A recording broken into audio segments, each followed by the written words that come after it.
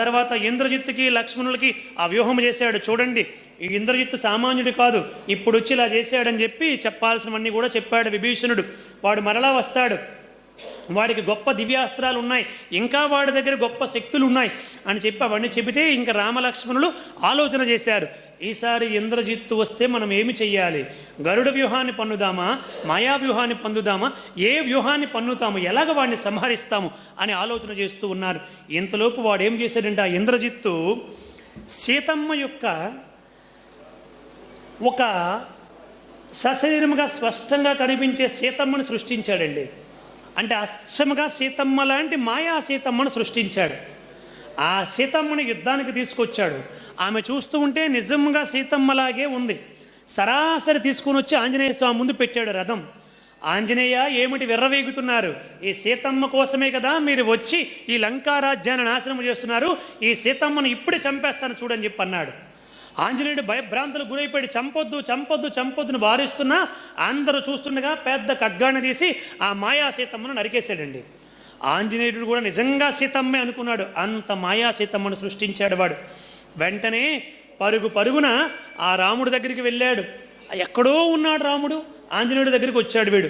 ఆ రాముడి దగ్గరికి వెళ్ళి ఈ విషయాన్ని ఎలాగ చెప్పాలి, సీతమ్మ చనిపోయిందని చెప్పండి ఏమవుతుందని చెప్పి ఆలోచనలతో ముందు జాంబవంతుడికి సుగ్రీవుడికి వాళ్ళందరికీ తెలియపరిచి మొత్తానికి రాముడి చెవిలో వేశారు. ఇంకా రాముడు విపరీతమైనటువంటి దుఃఖాన్ని చెందుతూ ఉంటే అక్కడికి విభీషణుడు వచ్చాడు.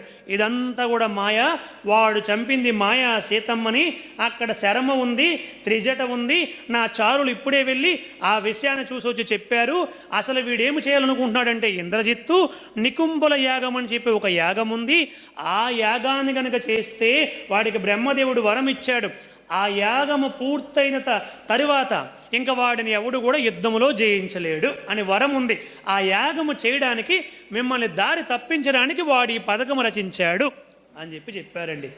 అంతే చెప్పేసి, నువ్వు లక్ష్మణుని పంపించు, నేను తీసుకుని వెళ్తాను, ఆ నికుంభుల యాగం ఎక్కడ జరుగుతుందో నాకు తెలుసు, అక్కడికి తీసుకుని వెళ్తానని చెప్పాడండి. వెంటనే శ్రీరాముడు లక్ష్మణుని పరిపూర్ణంగా ఆశీర్వదించి, నాయన లక్ష్మణ, వాడు మాయావి, చాలా జాగ్రత్తగా వెళ్ళు అని చెప్పి పంపించాడండి. వెంటనే జై శ్రీరామ్ అనుకుంటూ లక్ష్మణుడు అన్నకి నమస్కరించి ధనుర్ధారే ఆ విభీషణుడు వెనకాతలు వెళ్ళాడు. వాడు ఎవరికి తెలియనటువంటి ఒక ప్రాంతములో రహస్య ప్రదేశములో ఆ నికుంభుల యాగాన్ని చేస్తున్నాడు. అక్కడికి తీసుకుని వెళ్ళాడండి విభీషణుడు. తీసుకుని వెళ్ళి లక్ష్మణ, వాడిని చంపే అన్నాడు. వెంటనే చూశాడు ఇంద్రజిత్తు. ఓరే అని చెప్పి విపరీతముగా తిట్టాడు. నువ్వు నా సొంత బంధువువి, చిన్నాన్నవయ్యుండి రాక్షస వంశములో పుట్టి ఈ నికుంభుల యాగాన్ని ఆపడానికి లక్ష్మణుని ఇక్కడ తీసుకొస్తావా? నువ్వు వంశనాశివి, నువ్వు మూర్ఖుడు అని చెప్పి వాడు తిట్టాడు. ఈయన కూడా చెప్పాడు, నాయన ధర్మం ఎక్కడుంటే విజయం అక్కడ ఉంటుంది.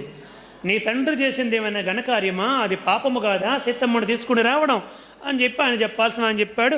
ఇంకా లక్ష్మణుడు, వారిద్దరి మధ్య భీకరమైనటువంటి యుద్ధము జరిగింది.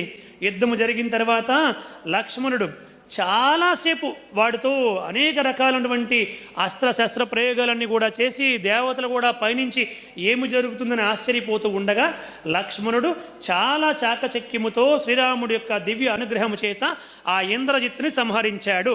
గట్టిగా ఒకసారి కరతాళ ధ్వనులు చేయండి. Thanks for watching. Please comment, like, share and subscribe our channel.